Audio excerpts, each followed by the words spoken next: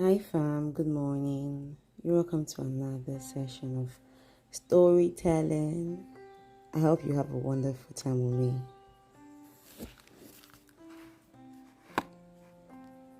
Still on Joseph. Yep. So we'll be continuing with Joseph made ruler of Egypt. Remember the last time was on Pharaoh's dreams, right? How Joseph interpreted Pharaoh's dream and what he asked him to do in order to make the interpretation of the dream come alive, right? Good. Pharaoh actually listened to him and he obeyed his instructions. So this is what we're going to see today, how he obeyed the instructions. Genesis 41. Joseph made ruler of Egypt. Joseph's suggestions were well received by Pharaoh and his officials.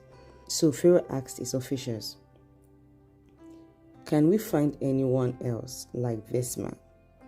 So obviously filled with the spirits of God. Then Pharaoh said to Joseph, "Since God has revealed the meaning of the dreams to you, clearly no one else is as intelligent or wise as you are. You will be in charge of my court, and all my people will take orders from you. Only I, sitting on my throne, will have a rank higher than yours." Pharaoh said to Joseph, "I hereby put you in charge of the entire land of Egypt." Then Pharaoh removed his signet ring from his hand and placed it on Joseph's finger. He dressed him in fine linen clothing and hung a gold chain around his neck.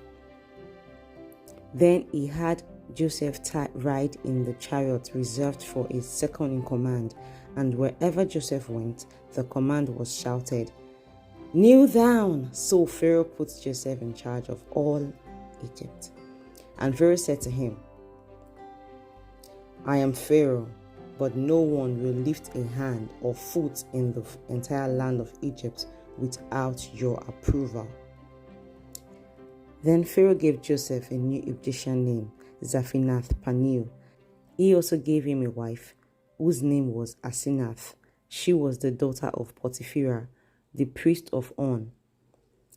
So Joseph took charge of the entire land of Egypt. He was 30 years old when he began serving in the court of Pharaoh, the land of Egypt. And when Joseph left Pharaoh's presence, he inspected the entire land of Egypt. As predicted, for 7 years the land produced bumper crops. During those years, Joseph gathered all the crops grown in Egypt and stored the grain from the surrounding fields in the cities. He piled up huge amounts of grain like sand on the seashore. Finally, he stopped keeping records because there was too much to measure. During this time, before the first of the famine years, 2 sons were born to Joseph and his wife Asenath, the daughter of Potiphera, the priest of On. Joseph named his older son Manasseh, for he said, "God has made me forget all my troubles and everyone in my father's family." Joseph named his second son Ephraim, for he said, "God has made me fruitful in this land of my grief." At last, the 7 years of bumper crops throughout the land of Egypt came to an end. Then the 7 years of famine began, just as Joseph had predicted. The famine also struck all the surrounding countries, but throughout Egypt there was plenty of food. Eventually, however, the famine spread throughout the land of Egypt as well. And when the people cried out to Pharaoh for food, he told them, "Go to Joseph and do whatever he tells you." So with severe famine everywhere, Joseph opened the storehouses and distributed grain to the Egyptians, for the famine was severe throughout the land of Egypt.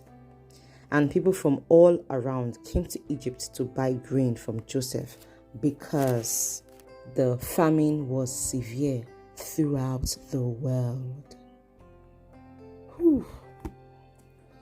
I do not even want to imagine that. Seriously, I don't. Famine, I do not want to imagine that. But anyways, we'll end here for today. I'll see you again tomorrow. Shalom, fam.